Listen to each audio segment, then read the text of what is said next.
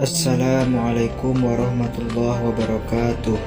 Di sini kami dari kelompok 8 ingin mempresentasikan hasil kerja kelompok kami.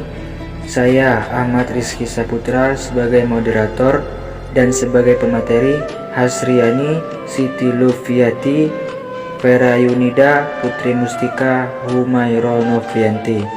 Dan materi pertama akan disampaikan oleh Putri Mustika. A. Latar belakang.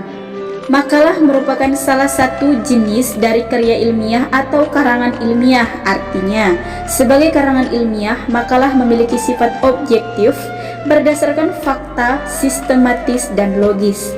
Oleh sebab itu, penulisan makalah harus sesuai aturan-aturan yang berlaku dan harus memenuhi ketentuan-ketentuan dalam penyusunan sebuah makalah.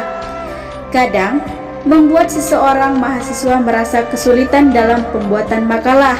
Ada juga yang membuat makalah hanya sebagai unsur keterlibatan saja, yang artinya membuat makalah hanya asal-asalan saja, yang penting mengumpulkan karya tulis. Hal tersebut sangat tidak patut dilakukan mahasiswa sebagai kaum pelajar. Oleh karena itu, hal seperti itu harus segera diminimalisir agar tidak menjadi kebiasaan seseorang mahasiswa. B.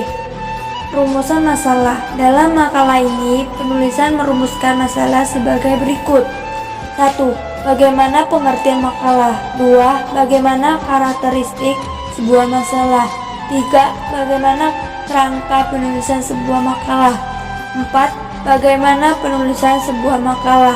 5. Bagaimana sistematika penulisan sebuah makalah. C. Tujuan. 1. Untuk mengetahui dan memahami pengertian makalah. 2. Untuk memahami karakteristik sebuah makalah.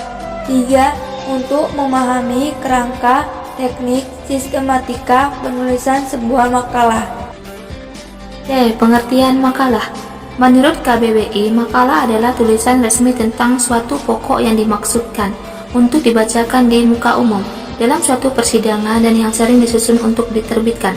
Karya tulisan pelajar atau mahasiswa sebagai laporan hasil pelaksanaan tugas sekolah atau perguruan tinggi. Menurut Anwar Hasnun, sebagaimana dikutip oleh Didik Humaidi, makalah merupakan karya ilmiah, tetapi lebih khusus bila dibandingkan dengan karya tulis lainnya.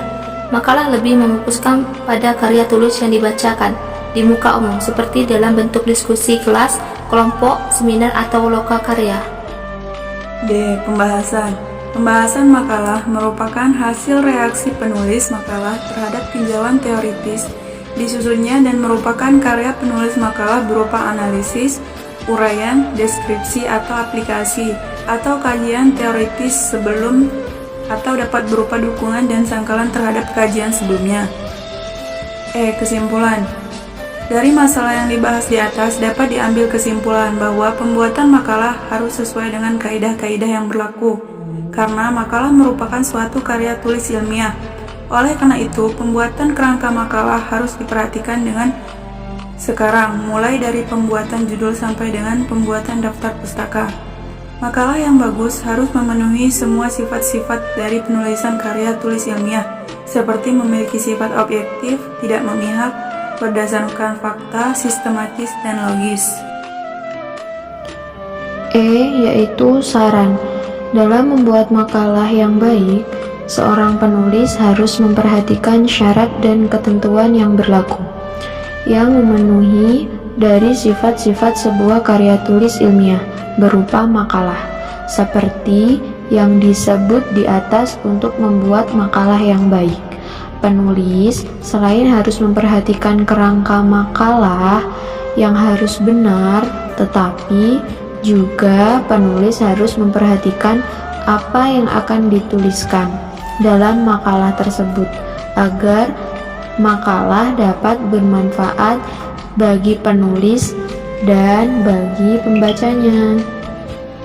Itulah tadi presentasi yang dapat kami sampaikan. Mohon maaf apabila ada kesalahan. Wassalamualaikum warahmatullahi wabarakatuh.